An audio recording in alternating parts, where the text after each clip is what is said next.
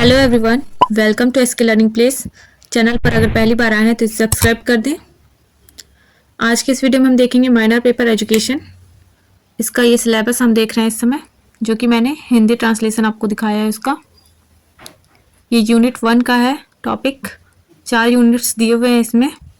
इस वीडियो में हम यूनिट फर्स्ट का हम लोग देखने वाले हैं कि आपको क्या क्या आंसर्स देने हैं।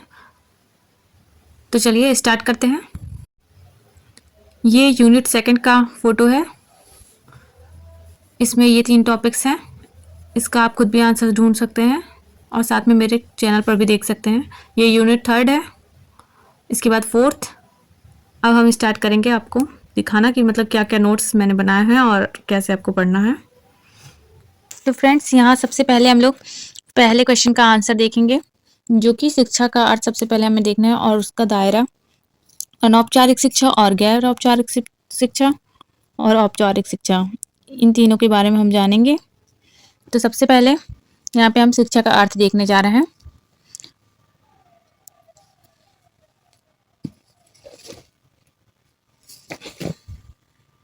शिक्षा के अर्थ में यहाँ आप देख सकते हैं, शिक्षा का सबसे पहले हम लोग शिक्षा शब्द किस तरह से बना है वो लिखेंगे। शिक्ष प्लस आ धातु से बना है, जिसमें शिक्ष जो है धातु है और आ प्रत्यय है, जिसका अर्थ हो जाता है सीखने सिखाने की प्रक्रिया। इस तरह से आपको अपने में लिख लेना है और ये शॉर्ट में लिखा हुआ है, इसको आप लोग अपने तरफ से बढ़ा के लिख लीजिएगा। इसके बाद यहाँ पे महात्मा गांधी का यहाँ पे हम एक कोटेशन लेंगे। शिक्षा वह प्रक्रिया है जिसके द्वारा बालक के शरीर, मस्तिष्क तथा आत्मा का सर्वोत्तम तथा सर्वांगीण विकास होता है। इसके बाद आदि शंकराचार्य का एक कथन लिया है हमने, सा विद्या या विमुक्ति, जिसका अर्थ होता है विद्या वह है जो मुक्त के लिए हो। इसी तरह से यहाँ पे मैंने 5 लोगों के टोटल 5 अलग अलग परिभाषाएं लिखी हुई हैं। इसमें से आपको जो भी आसान लगे आप उसे नोट करके अपना नोट्स बना सकते हैं और एग्जाम में तैयार करके जा सकते हैं। वीडियो में लास्ट तक बने रहिएगा, क्योंकि हम यहाँ पे पेपर भी देखने वाले हैं कि किस तरह से आएगा आपका पेपर और उसमें आपको क्या क्या लिखना है। तो चलिए दूसरा यहाँ पे देखते हैं हम। यहाँ पे हम देखेंगे शिक्षा का क्षेत्र या दायरा या स्कोप ऑफ एजुकेशन, जिसे हम कहते हैं इंग्लिश में। तो यहाँ हम देख सकते हैं सबसे पहले शिक्षा का क्षेत्र बहुत व्यापक है। यह व्यक्ति के जीवन के विभिन्न पहलुओं को शामिल करता है। इस तरह से मतलब लिख देना है आपको कुछ उसके बारे में। उसके बाद व्यक्तिगत विकास, सामाजिक विकास, मेन इसमें जो है 4 तरह का विकास यहाँ पे मैंने लिखा हुआ है और उस चारों के अंतर्गत यहाँ पे बौद्धिक विकास, नैतिक विकास, भावनात्मक विकास, इस तरह से नोट्स को बनाया है। ये जो नोट्स है मेरे, ये थोड़ा शॉर्ट फॉर्म में है। आई होप कि आप लोगों को ये चीज़ समझ में आ रही होगी। इसे आप अपने तरफ से इतना तो मतलब समझ हो ही जाता है कि आप लिख सकते हैं इन सब चीज़ों के बारे में। इसके बाद जो आप मतलब थोड़ा सा भी कठिन लग रहा था या आप उसके अंतर्गत क्या लिखेंगे, वहाँ पे मैंने यहाँ डिटेलिंग थोड़ी सी कर दी है हल्की सी। जैसे आप देख सकते हैं सामाजिक विकास में क्या आता है, सामाजिक जिम्मेदारी, मतलब समाज में व्यक्ति को क्या योगदान देना है, उसकी क्या क्या जिम्मेदारियाँ हैं, उसके बारे में यहाँ पे हम लिखेंगे इसके अंतर्गत। इसके बाद सामाजिक संबंध, दूसरों के साथ संबंध बनाने, मतलब किस तरह का मतलब एक दूसरे से संबंध रखना है, किस तरह से बातचीत करनी है, ये सब का विकास होता है। इसके बाद संबंध को मजबूती प्रदान होती है इससे। और सामाजिक न्याय, समाज में न्याय यानी कि और समानता की भावना का विकास होता है। इसके बाद राष्ट्रीय एकता, सामाजिक सामंजस्य का विकास, मतलब एक दूसरे से कैसे तालमेल बिठा के चलना है, इसका विकास होता है। ये राष्ट्रीय विकास और वैश्विक विकास के अंतर्गत आएगा। तो ये हो गया। इसके बाद हम नेक्स्ट क्वेश्चन देखेंगे, जो कि अनौपचारिक शिक्षा और औपचारिक शिक्षा के ऊपर है। तो यहाँ पे देख सकते हैं, यहाँ हेडिंग वाइज भी मैंने आप लोगों को बताया है। इसके बाद ये देखिए, औपचारिक शिक्षा संरचित पाठ्यक्रम, यानी कि इसका जो पाठ्यक्रम होता है निर्धारित होता है, पहले से इसका रचना किया गया होता है इसके पाठ्यक्रम का। इसके बाद प्रमाण पत्र प्लस डिग्री, यानी कि इस तरह का जो रहेगा, इसमें आपको प्रमाण पत्र मिलेगा और डिग्री मिलता है, जो औपचारिक शिक्षा होता है। शिक्षकों और विद्यालयों द्वारा ये जो आपकी शिक्षा होती है, ये शिक्षकों के द्वारा ली जाती है और इसको पढ़ाई जो है विद्यालय में मतलब कराया जाता है, नियमित तौर पे कराया जाता है। और इसका परीक्षा होता है, नियमित मूल्यांकन और परीक्षाएं, यानी कि जो आपके एग्जाम्स होते हैं वो पहले से डिसाइडेड होते हैं ना कि हाँ आपको एग्जाम देना है और कब होगा, ये सब चीज़ होता नहीं है।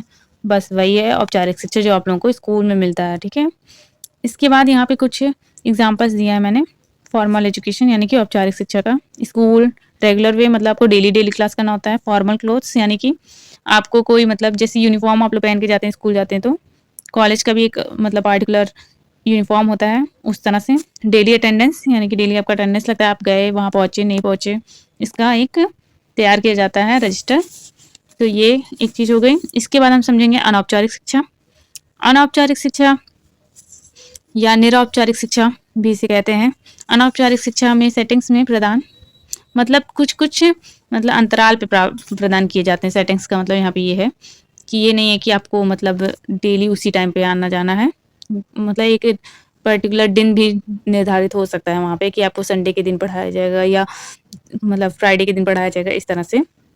इसके बाद इसमें आपको कोई प्रमाण पत्र या डिग्री नहीं मिलता है। इसमें केवल आपको शिक्षा मिलेगा, कोई भी डिग्री वगैरह नहीं मिलता है। आपका जो कोचिंग वगैरह चलता है उसमें आपको कोई डिग्री नहीं मिलता है ना, बस उसी तरह से है कि कोचिंग वैसे समझ लीजिए आप लोग। या यूट्यूब से आप लोग जो पढ़ते हैं उसका भी डिग्री नहीं मिलता है, उसे भी अनौपचारिक शिक्षा के ही अंतर्गत रखा जाता है।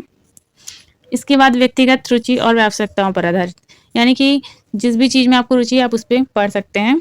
कोई आपके ऊपर रोक टोक नहीं है कि आपको ये नहीं पढ़ना यही पढ़ना है। आप अपने रुचि के अकॉर्डिंग इसे पढ़ते हैं और जो भी आपको आवश्यकता होती है उसके अकॉर्डिंग भी आप इसे पढ़ते हैं, ये शिक्षा ग्रहण कर सकते हैं।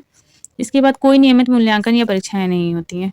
मतलब ज़रूरी नहीं है कि आपका परीक्षा होगा ही। जैसे आपके यहाँ कहीं कोचिंग कर रहे हैं या यूट्यूब से पढ़ रहे हैं तो आपका वहाँ पे ज़रूरी नहीं ना होता है कि आपका टेस्ट होगा या आपको टेस्ट देना है जो आपको पढ़ाया जा रहा है उसका। ये आपके ऊपर होता है, टोटली डिपेंड होता है कि आपको क्या करना है क्या नहीं करना है। पढ़ना है तो सही से पढ़ना है कि नहीं पढ़ना है, ठीक है। तो यहाँ पे कुछ एग्जांपल्स यहाँ पे मैंने नॉन फॉर्मल एजुकेशन के यहाँ पे लिखे हुए हैं।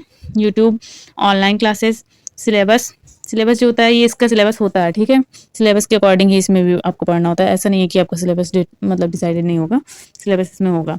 इसके बाद open university, radio, on job training यानी ऑन जॉब ट्रेनिंग का मतलब है कि जैसे आपका कहीं जॉब लग गया उसके बाद आपको ट्रेनिंग दिया जा रहा है कि आपको वो काम कैसे करना है, तो वो हो जाएगा आपका नॉन फॉर्मल एजुकेशन में आएगा। तो आई होप आप लोग इसको समझ गए होंगे और मतलब वहाँ पे डिटेल में अपने हिसाब से लिख लेंगे समझने के बाद। इसके बाद आप देख सकते हैं यहाँ पे गैर औपचारिक शिक्षा। गैर औपचारिक शिक्षा में क्या आएगा, जीवन के अनुभवों से सीखना यानी कि जो आप खुद से मतलब अनुभव करके सीखते हैं वो गैर औपचारिक शिक्षा में आ जाएगा। कोई संरचित पाठ्यक्रम नहीं, इसका कोई पाठ्यक्रम नहीं होता है गैर औपचारिक शिक्षा का, ठीक है। व्यक्तिगत रुचि और आवश्यकताओं पर आधारित, ये ऐसा हो सकता है कि मतलब आपकी आवश्यकता पर आधारित हो। फिर उसके बाद कोई प्रमाण पत्र या डिग्री नहीं, इसमें भी कोई प्रमाण पत्र या और डिग्री नहीं मिलेगा आपको, ठीक है। तो इनफॉर्मल एजुकेशन का यहाँ पे कुछ है एग्जाम्पल्स, ये तीनों एक्चुअली एग्जाम्पल्स ही लिखे हुए हैं सब चीज़ों के। इनफॉर्मल एजुकेशन में आ जाएगा डेली लाइफ से, ठीक है। और क्या कहते हैं स्टोरीज आ जाएंगी आपकी, और एल्डर वंस यानी कि आपके जो बड़े भाई बड़ी दीदी हों या और कोई हो उससे आपने कुछ सीख लिया हो। उसके बाद एनीवेयर यानी कि कहीं भी किसी भी जगह आप सीख सकते हैं फॉर्मल एजुकेशन को, ठीक है। आप रास्ते में, बस में, ट्रेन में कहीं भी सीख सकते हैं। इसके बाद लाइब्रेरी या चर्च से सीखा हो आपने कुछ कहीं पे, तो वो भी आपका इनफॉर्मल एजुकेशन में आ जाएगा। इसके बाद प्लेग्राउंड, ठीक है। प्लेग्राउंड में अगर आप कुछ सीख रहे हैं खेल के दौरान, ठीक है, तो वहाँ भी आपका इनफॉर्मल एजुकेशन वो भी आ जाएगा। तो चलिए बढ़ते हैं नेक्स्ट क्वेश्चन की ओर। इसके बाद यूनिट फर्स्ट में था शिक्षा के निकट उद्देश्य और अंतिम उद्देश्य क्या क्या है। तो यहाँ हम सबसे पहले निकट उद्देश्य देखेंगे। निकट उद्देश्य मतलब ऐसे उद्देश्य जो जल्दी से प्राप्त हो जाएं, ठीक है, शिक्षा के द्वारा।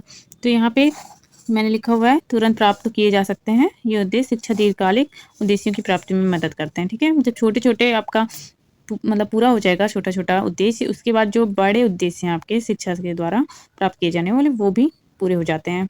तो यहाँ सबसे पहले निकट उद्देश्य देखेंगे कि क्या क्या है। यहाँ मैंने हेडिंग्स लिख दिए हैं निकट उद्देश्य के।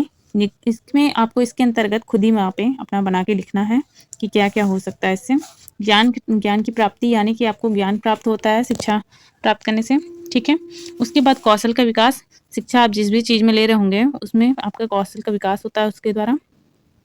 इसके बाद व्यक्तिगत विकास यानी कि जो व्यक्ति है जो शिक्षा ले रहा है उसका भी विकास होगा। इसके बाद सामाजिक विकास, जो व्यक्ति है उसका सामाजिक विकास होता है, क्योंकि हम लोग जानते हैं ग्रुप में रह के स्टडी करते हैं, ये नहीं कि अकेले पढ़ रहे हो, ठीक है। इसके बाद व्यावसायिक विकास, वो अगर किसी बिजनेस में जाना चाहता है तो उसका भी विकास होता है। उसमें कॉम्प्रिहेंशन स्किल मतलब बोलने का जो तरीका होता है, कम्युनिकेशन स्किल, ये सब जो है डेवलप होता है जिससे कि व्यावसायिक विकास होता है उसका। इसके बाद देख सकते हैं आप नेतृत्व और सहयोग, यानी कि अपने जो ग्रुप के लोग बच्चे हैं पूरा, मतलब उन लोग का पहले वो नेतृत्व करना सीखता है। उन लोग का जब नेतृत्व करना सीख लेता है तो और भी जगह पे मतलब नेतृत्व करने लायक हो जाता है और एक दूसरे को मतलब सहयोग की भावना उसके अंतर्गत आ जाती है। ये इसके बारे में है। इसके बाद स्वास्थ्य शिक्षा, जब वो शिक्षा प्राप्त करता है कोई भी बच्चा तो उसमें स्वास्थ्य के बारे में भी उसको शिक्षा दी जाती है, जिससे कि वो अपना स्वास्थ्य का ध्यान रख सके। सामान्य ज्ञान, यानी कि जो जनरल चीज़ें हैं, व्यवहारिक चीज़ें, उन चीज़ों के भी बारे में उसको पता चल जाता है। ये आपका 8वां पॉइंट है। तो यहाँ पे मैंने 8 पॉइंट लिखे हुए हैं। इसके अलावा आप और भी अगर कहीं से आपको मिल जाता है पॉइंट तो आप उसे भी नोट कर सकते हैं, या आपके दिमाग में आ रहा हो तो उसे भी आप वहाँ पे नोट करके लिख सकते हैं। इसके बाद यहाँ पे शिक्षा के अंतिम उद्देश्य, यहाँ पे भी मैंने 8 पॉइंट्स लिखे हुए हैं जो कि अंतिम उद्देश्य के अंतर्गत हैं। अगर वहाँ पे आपसे क्वेश्चन पूछा जाता है अंतिम उद्देश्य बताइए तो आपको ये सब लिखना है। ये जो है हेडिंग्स हैं सारे, ठीक है। दीर्घकालिक उद्देश्य भी इसको कह सकते हैं, जो अंतिम उद्देश्य हैं, क्योंकि काफ़ी टाइम लगता है तब जाके ये पूरे होते हैं, तो इसी वजह से इन्हें शिक्षा के अंतिम उद्देश्य कहा गया है। तो यहाँ पे आप देख सकते हैं व्यक्तिगत विकास। व्यक्तिगत विकास में आत्मनिर्भरता भी आ जाएगा, जो है इसके अंतर्गत है, ठीक है। आत्मनिर्भरता अपने ऊपर हो जाएगा और मतलब उसका भावनात्मक विकास भी आ जाएगा इसमें, ठीक है। भावनाओं का विकास, उसका संज्ञानात्मक विकास, व्यक्तिगत विकास के अंतर्गत ये सब आ जाएगा, ठीक है।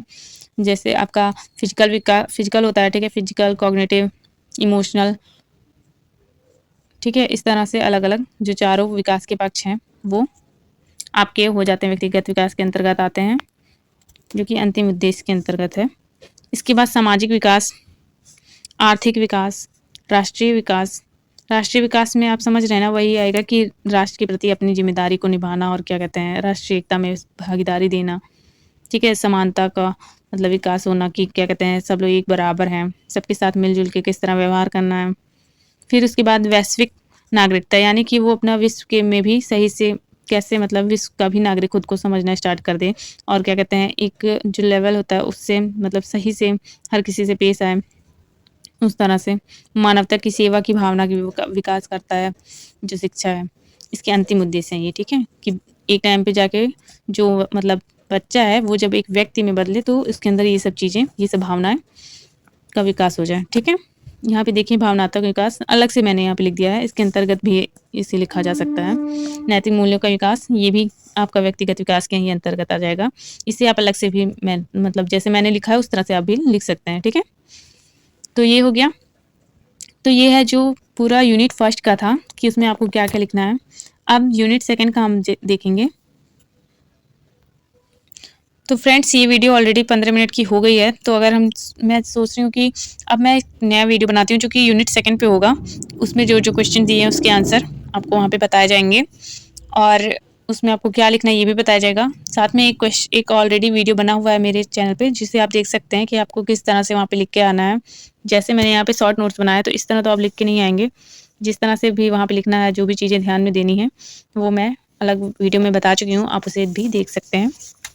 तो ये वीडियो जो है आपको प्लेलिस्ट में सारी मिल जाएंगी चैनल के। तो यहाँ पे आप सबसे पहले मैं सोच रही हूँ आपको दिखा दूँ कि कैसा रहता है इसका पेपर, आपको लिखित में देना है। तो ये देख सकते हैं ये MA फर्स्ट सेमेस्टर का है। जिसने भी एजुकेशन लिया हो या और कोई लिया हो माइनर सब्जेक्ट, उसे लिखित में ही पेपर देना है अगर वो PG कर रहा है तो, ठीक है। तो चलिए इसे देखते हैं इसमें क्या क्या क्वेश्चन आए थे। ये सिद्धार्थ यूनिवर्सिटी का है और ये सिद्धार्थ यूनिवर्सिटी के अकॉर्डिंग ही मैंने आपको पढ़ाया कि यहाँ पे क्या क्या आपको पढ़ के जाना है।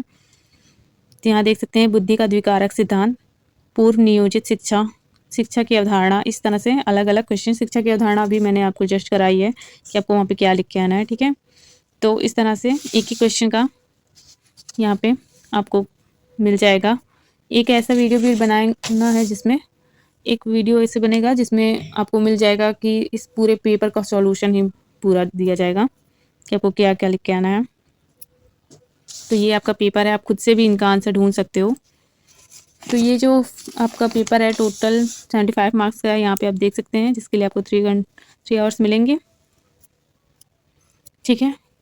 तो यहाँ पे मैं वीडियो को एंड करती हूँ और नेक्स्ट वीडियो में पार्ट सेकंड यहाँ पे देखा जाएगा हम लोग कि उसमें क्या-क्या आपको पढ़ना है और उसके आंसर्स में आपको क्या-क्या लिख के आने हैं। तो अगर आपको नोट्स चाहिए होंगे तो आप नेक्स्ट वीडियो को ज़रूर देखिए, जो कि आपको प्लेलिस्ट में मिल जाएगा चैनल के। ओके फ्रेंड्स, तो वीडियो अगर पसंद आई हो तो वीडियो को लाइक कर दीजिएगा और चैनल को सब्सक्राइब कर दीजिएगा। Okay bye.